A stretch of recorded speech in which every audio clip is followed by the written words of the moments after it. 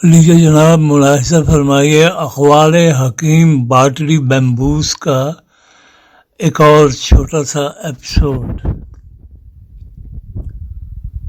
हकीम साहब मतलब में विराजमान हैं और एक सन रसीदा मरीज की नब्ज देख रहे हैं और मरीज उनके साथ बातें भी कर रहा है।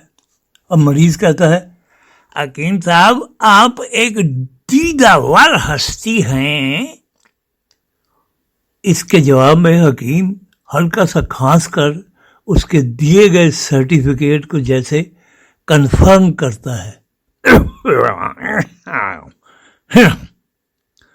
मरीज, अगर इजाजत दें तो एक सवाल खिदमत अक़दस में अर्ज कर सकता हूं? हकीम, जी जी इरशाद। क़िबला, अक्सर ये सोच परेशान करती है कि कोई भला कैसे किसी को या खुद को किसी हड्डी की तरह सरे बाजार फेंक सकता है महज पेट का दोज़ख भरने के लिए, यानी 2 वक्त की रोटी के लिए, ताकि गली के आवारा कुत्ते उसे झंझोड़ते और भमोड़ते रहें। हकीम साहब पक्की सी शक्ल बनाकर फिर खांसते हैं ताकि वो अरस्तु के भी बाप लगे। देखिए खुद्दूस साहब, इसका तो बड़ा आसान हल है। खुद्दूस शदीद हैरत से, जी हल है? फरमाइए, जरा मैं भी तो सुनो। हकीम साहब फरमाते हैं, हर एक कुत्ते की दुम पे पटाखे बांध दिए जाएं। इससे क्या होगा क़िबला? होगा ये कि अब जैसे ही कोई कुत्ता किसी हड्डी की तरफ लपकेगा तो पीछे से जमीनी रगड़ के तहत पटाखे फूटने लगेंगे और कुत्ते को अपनी पड़ जाएगी, यूं हड्डी महफूज हो जाएगी। क़िबला,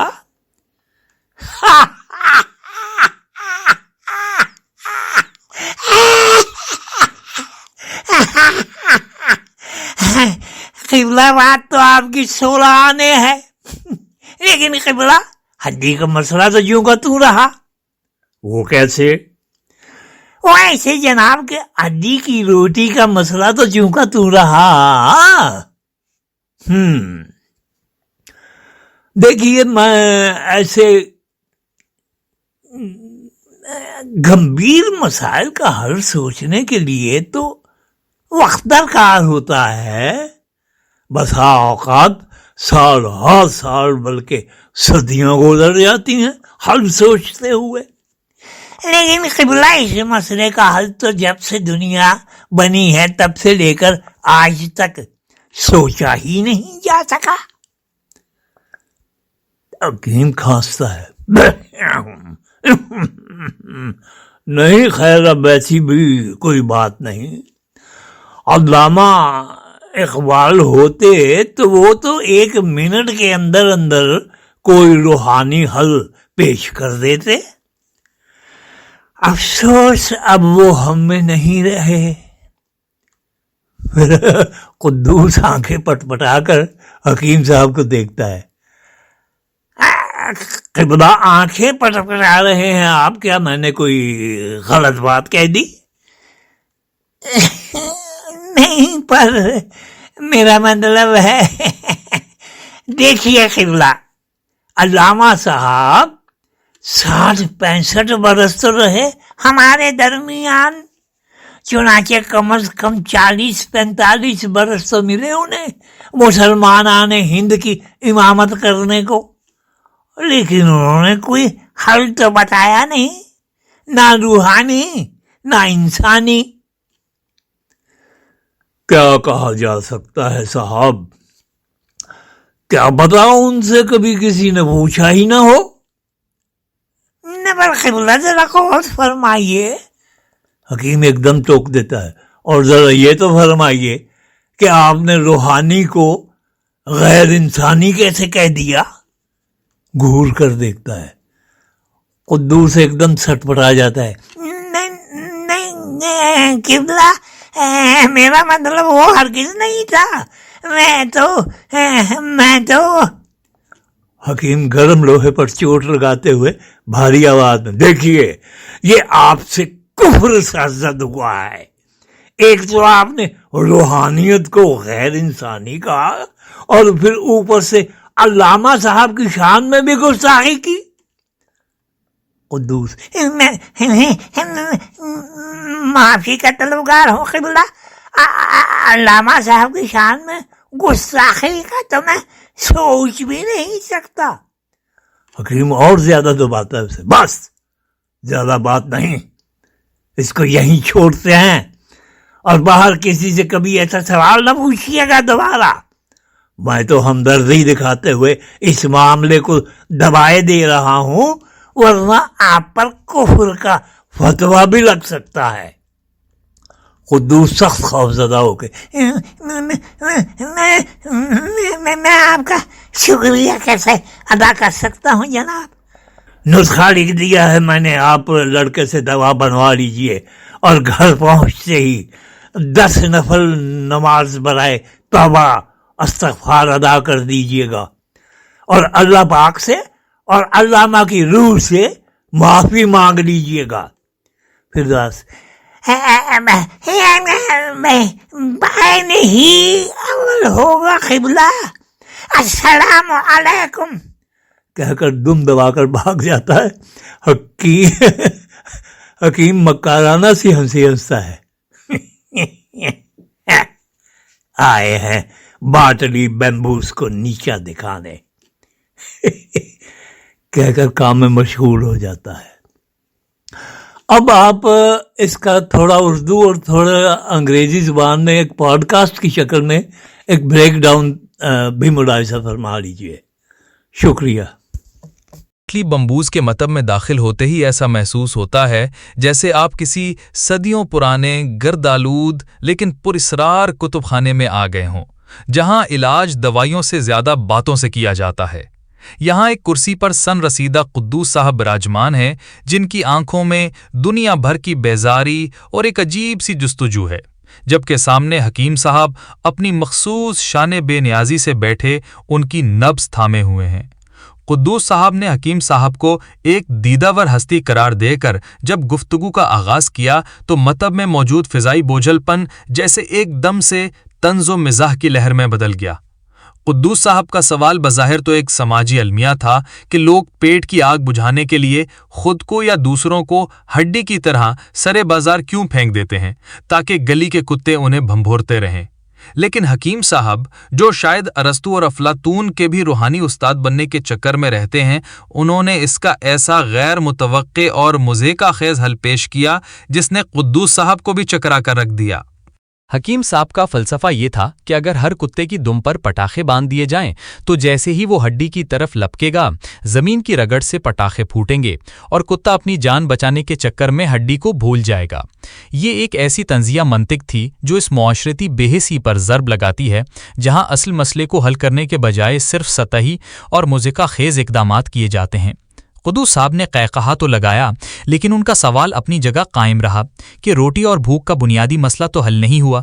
हकीम साहब ने बड़ी मतानत से जवाब दिया कि ऐसे पेचीदा मसाइल का हल सोचने के लिए सदियां दरकार होती हैं। उनका ये कहना कि अगर अल्लामा इकबाल जिंदा होते तो शायद 1 मिनट में कोई रूहानी हल निकाल लेते, इस बात की तरफ इशारा करता है कि जब हमारे पास अमली हल ख़त्म हो जाते हैं तो हम माजी की अजीम हस्तियों के कंधों पर बोझ डालकर खुद बरियुल ज़िम्मा हो जाते हैं। ये मुकालमा सिर्फ एक हकीम और मरीज की बातचीत नहीं है, बल्कि ये इंसानी माशरे की उस बेबसी और दानिश्वरों की उस फिक्री कजी का अक्स है जो रोटी जैसे बुनियादी मसले को भी एक लायानी बहस में उलझा देते हैं। इस गुफ्तगू का अंजाम कुद्दूस साहब की हैरत और हकीम साहब की खामोश तंजिया मुस्कुराहट पर होता है, जो सुनने वाले को ये सोचने पर मजबूर कर देता है कि क्या वाकई हम हड्डियों और कुत्तों के इस खेल में इतने उलझ गए हैं कि असल भूख को पहचानना ही भूल गए। हकीम बाटली बम्बोस का किरदार एक ऐसे नीम हकीम का है जो दुनिया के हर दर्द का इलाज एक ऐसी अजीबो गरीब मंतिक में ढूंढता है जो हकीकत से कोसों दूर लेकिन सुनने में दिलचस्प होती है। قدوس صاحب کا کردار اس عام آدمی کی نمائندگی کرتا ہے جو سچائی کی تلاش میں بھٹک رہا ہے، لیکن اسے ملتے ہیں تو صرف پٹاخے اور دم کی کہانیاں۔ یہ مکالمہ اردو مزاح کی اس روایت کو زندہ کرتا ہے جہاں ہنسی کے پیچھے ایک گہرا دکھ چھپا ہوتا ہے اور ہر جملہ معاشرے کے کسی نہ کسی ناسور پر نشتر چلاتا ہے۔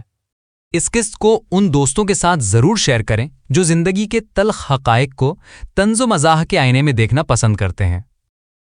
The wisdom of Hakeem Bamboos is essentially what happens when you combine a medical degree from a cereal box with the ego of a small-town dictator who's just discovered the concept of gaslighting.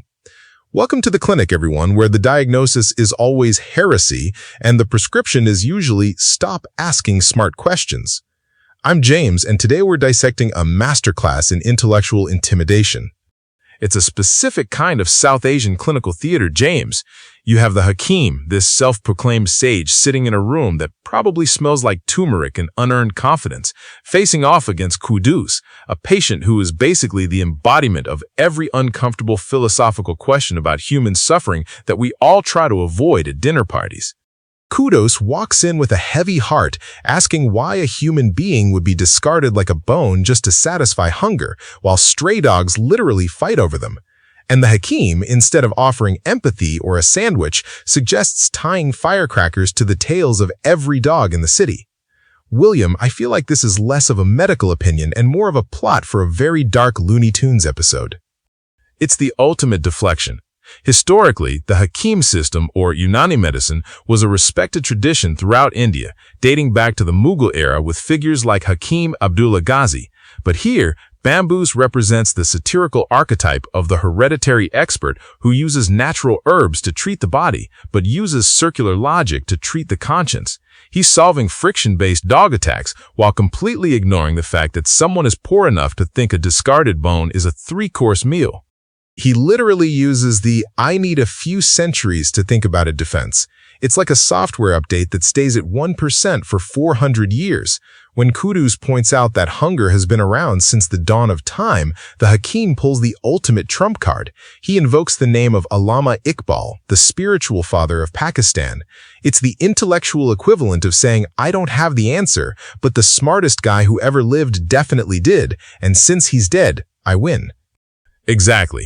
Iqbal is a massive figure, a philosopher who spent over 45 years addressing the plight of Muslims in India, famously calling for a separate state in his 1930 Allahabad address. But Bamboos uses him as a shield. When Kudus points out that Iqbal actually had plenty of time to solve the poverty issue and didn't, the Hakeem doesn't debate. He escalates. He shifts from doctor to inquisitor in about 4 seconds. He goes full nuclear. One minute they're talking about stray dogs, and the next he's accusing Kudus of calling spirituality non-human. It's the classic move of a cornered authority figure. If you can't answer the question, make the questioner a criminal. He starts throwing around words like heresy and fatwa like he's handing out business cards. It's a fascinating look at cultural impact and legacy. In these communities, figures like Iqbal are so revered that questioning their practical efficacy is framed as a moral failing. The Hakeem isn't just a bad doctor, he's a gatekeeper of social order.